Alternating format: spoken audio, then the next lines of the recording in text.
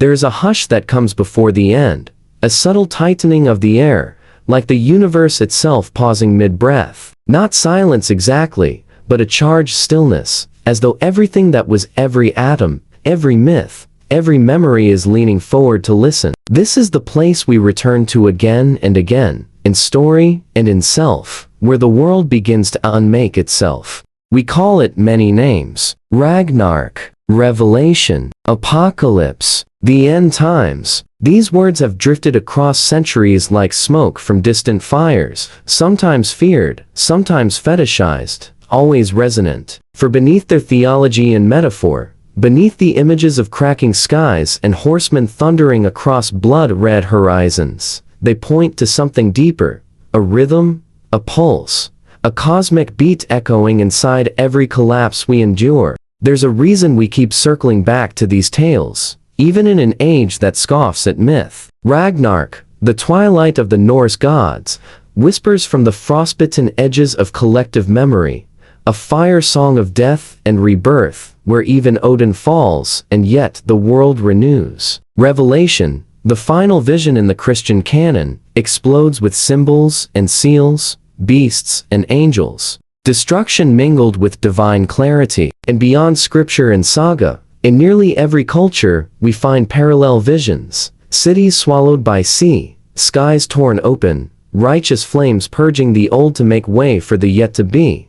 Why do we need the world to end so often? Perhaps because endings tell the truth we most resist, that everything we build, everything we believe, will someday fall away. Our lives, our identities, our nations, even our gods.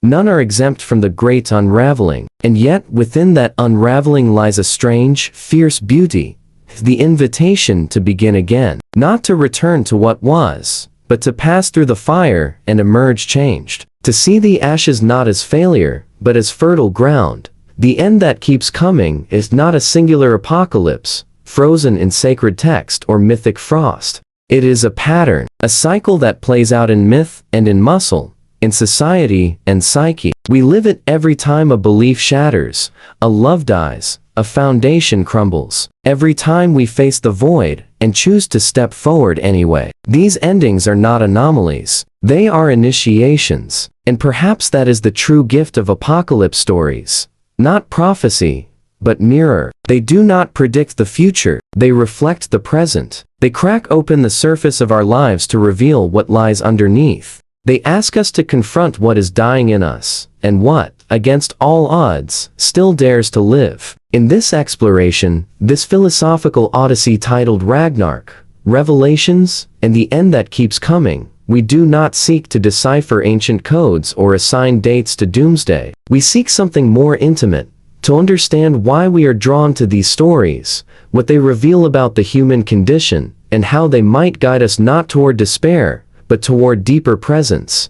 For if we are honest, the world has ended for each of us many times already. In small, private ways, in public, historical ones, and always, something new emerged, not always better, always kinder, but new. That resilience, that capacity to rise from what seems unendurable, is perhaps the most sacred myth of all. So come, stand with me at the edge of the ever-end. Bring your grief, your awe, your wonder. Let the seals break. Let the serpent rise. Let the stars fall. And when all has burned away, let us see what remains. To step into the heart of the apocalypse is not to watch the sky fall with passive awe, but to begin the sacred work of decoding its language. These stories, whether inked on vellum or carved into the sinew of oral tradition, do not merely recount destruction. They hold within them a map, woven with riddles and reversals, pointing us toward the deeper truths we often dare not speak aloud. These are not merely tales of wrath and ruin. They are archetypal blueprints, mythic lenses that reframe what it means to fall,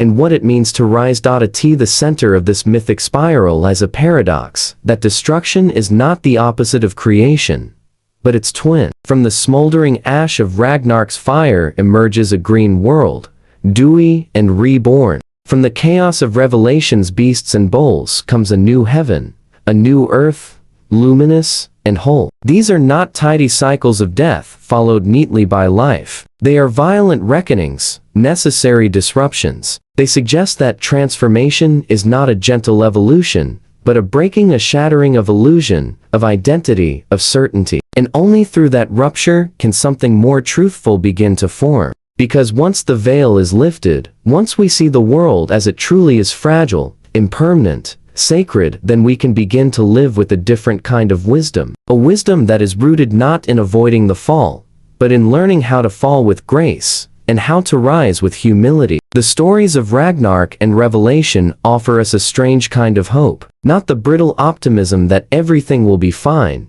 but the deep, soil-dark faith that even in collapse, there is meaning. That even when the gods bleed and the stars vanish, the story is not over. The end that keeps coming is not the final word, it is the turning of the page. So as we walk through these mythic fires, as we learn to read the symbols etched into the bones of our beliefs, let us hold this paradox close.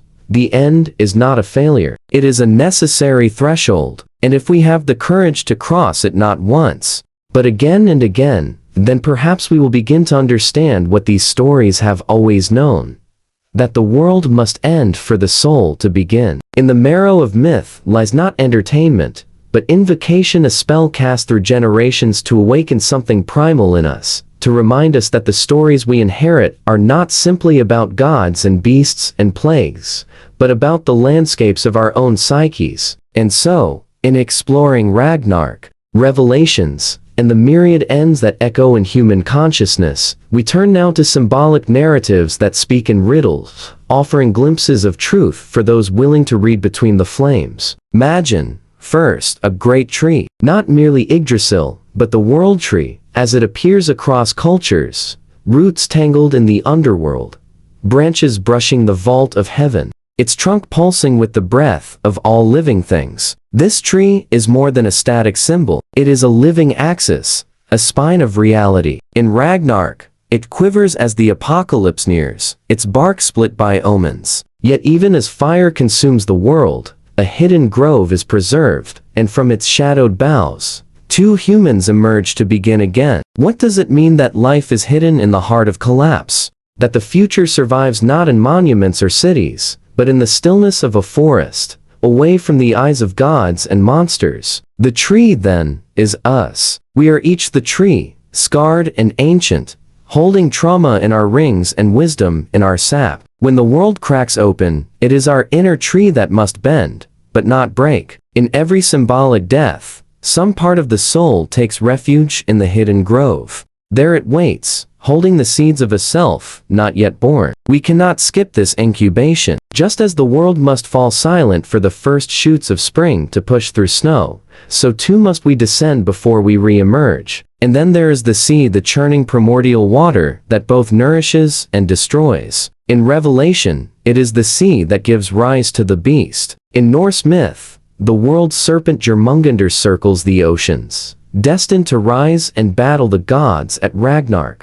Water, always changing, always reflecting, a mirror for the unconscious. It brings monsters forth not to torment us, but to reveal the distortions we have long ignored. The beasts that crawl from the deep are not foreign. They are the parts of us we have cast away, labeled unworthy or feared. In our dreams and in our days, how many times do we suppress the rising tide? How many times do we hold the lid on our own chaos, only to be undone when the sea surges anyway? These stories teach us not to banish the waters, but to learn how to float, how to swim with the currents of our darker emotions, our buried instincts, our wild griefs. For even the world serpent, in its terrifying girth, is part of the cosmic balance. Its death alongside Thor signals not just the end of a cycle, but the necessary reconciliation of opposites, order and chaos, light and shadow, self and other.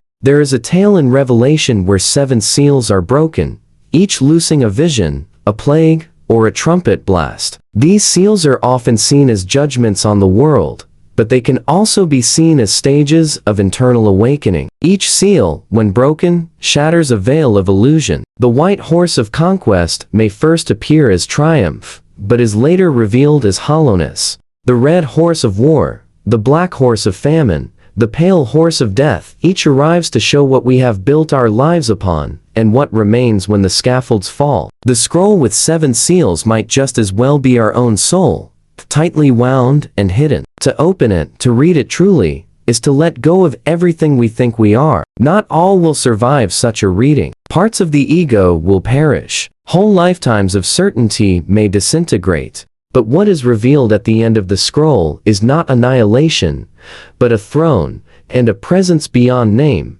surrounded by light and song. This is the promise, that when all illusions are burned away, what remains is something vast, loving, and real. And we cannot ignore the role of fire. It burns through both traditions with hungry intensity. In Ragnarök, the fire giant Surt leads the final charge, torching the world. In Revelation, fire falls from the sky, devours cities, purifies the unclean. Yet fire, for all its terror, is also a force of renewal. In many ecosystems, flames are not destructive but generative, clearing the old so the new may thrive. And so it is in the symbolic life. The fires of transformation are not punishments, but initiations. When something within us burns a belief, a relationship, a role we have played too long, we stand in the ash, and sure of what comes next. But the stories say this: do not flee the flames. Do not mistake the heat for wrath. Something is being refined in you. The dross is being burned away, and the gold of your soul, long hidden, is being revealed. We see, too, the recurring motif of the remnant, a small group that survives, a flicker that outlasts the storm. In Revelation, it is the 144,000 sealed ones. In Norse myth, it is the few gods and humans who remain after the fire. The remnant is not elite. It is symbolic. It represents the part of us that endures the still, small voice that survives the screaming wind, the ember that refuses to die. It is the truth we carry even when we forget who we are, and in the moment of ending, it is the remnant that remembers. These symbolic tales are not instructions. They are invitations. Invitations to see the world through mythic eyes, to recognize that our inner trials echo cosmic dramas, that our heartbreaks are apocalypses, our revelations are thunderclaps, and every ending we endure has been dreamt before by gods, prophets, and poets. If the myths of Ragnarök and Revelation teach us anything, it is not how to flee the end, but how to walk through it with our eyes open. These stories do not belong only to the distant past or the lofty realm of gods and visions. They echo in the news cycle, in climate graphs, in family crises, in sleepless nights when something once foundational begins to crumble inside us. The apocalypse is not only global, it is heartbreakingly intimate. And so the task before us is not to escape it, but to live through it, to let it speak to us, and to respond. In a world constantly brushing against the edges of its own unraveling, what does it mean to live with apocalyptic wisdom? It does not mean succumbing to despair or nihilism, nor does it mean clinging to a naive hope that everything will return to normal. Instead, it calls us into a third space, a posture of sacred readiness, to live as if the veil could lift at any moment, revealing both the horror and the holiness of the real. Practically, this might begin with how we respond to collapse, both societal and personal. When institutions fail us, when relationships fracture, when the ground beneath our identity gives way, the mythic impulse is to resist, to rebuild the old structures brick by familiar brick. But the stories warn us, what falls must fall. Attempting to restore the old order is like trying to reassemble ashes into a house. Instead, we are invited to listen deeply in the silence that follows destruction, to discern what new seeds might be hiding there. Consider the fire as teacher. In moments of loss, instead of asking, "Why is this happening to me?" we might ask, "What is this stripping away that no longer serves? What part of my life or belief must die so that something truer can live?" This is not an easy question, nor is its answer always immediate. But to ask it is to shift from victim to pilgrim, from one being consumed to one being transformed. Apocalyptic wisdom also changes how we hold time. Modern life teaches us to think in straight lines. Progress, growth, accumulation. But these stories remind us that time is a spiral. What seems like an end is also a beginning. What feels like regression may be the sacred return to something we once knew and forgot. When we internalize this, we become less frantic. We no longer rush to fix or to finalize. Instead, we learn to sit in the dark, to trust the fallow seasons, to wait for the green shoot beneath the frost. This shift can ripple outward into how we show up in the world. A person who has passed through their own apocalypse, who has let illusions burn, and stood among the ruins, carries a different kind of presence. They no longer need to prove or possess as much. Their energy becomes stabilizing, not because they have all the answers, but because they are not afraid of not knowing. They have seen what the fire reveals, and they do not turn away. Such people become midwives of the new. In times of collective disorientation, they hold space for others to grieve and unlearn. They resist the panic of quick fixes and easy answers. Instead, they listen, they witness, they move with integrity in small, quiet ways. Discover what you truly are. That is the call at the end of the world, not to die, but to be reborn with eyes unclouded. In the heart of every apocalypse is a question. Will you cling to what is crumbling, or will you become something new? This is not a question to answer once. It is a rhythm, a vow renewed each time a part of your world dissolves. Every ending is a baptism. Every collapse is a chrysalis. But not all who fall emerge transformed. Some turn bitter. Some build monuments to what was lost, but those who listen deeply to the silence of ash and ember, they find the path. That path is not paved with certainty. It is not lit by answers. It wins through unknowing, through paradox, through the tangled woods of grief and mystery. It asks us to unlearn nearly everything we were taught about strength, success, identity, even salvation. It asks us to become like seeds, like stars, like stories passed from mouth to mouth in the dark. So how do we live now, a world that ends again and again? First, we honor the ends. We do not rush to reframe or fix them. We name the losses. We let the grief do its sacred work. To weep is not weakness. It is initiation. To feel the world breaking and not look away, that is holy. That is how we earn the right to shape what comes next. Then, we begin to see differently. We begin to see that apocalypse is not elsewhere. It is here, braided into the climate crisis, into racial reckoning, into the collapse of certainty and systems. But we also begin to see the quiet uprisings, people planting food in forgotten lots, communities gathering in circles instead of rows,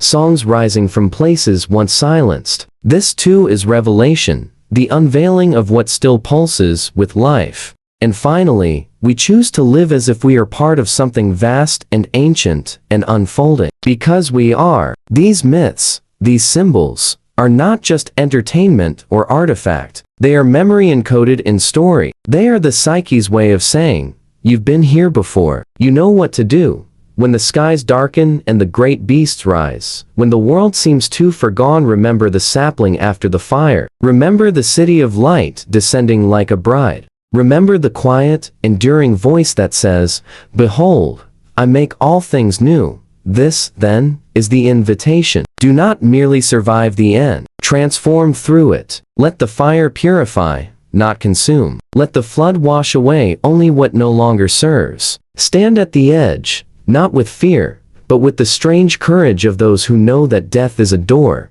and endings are how life renews itself. And when you forget, as we all do, return to the story. Return to the myths, not as relics, but as maps. Let them guide you back to your deepest knowing. Not what the world told you, but what the world inside you has always whispered, that endings are beginnings. Wearing darker clothes, that light sometimes returns in the form of flame. That your soul is older than you think, and it remembers how to rise.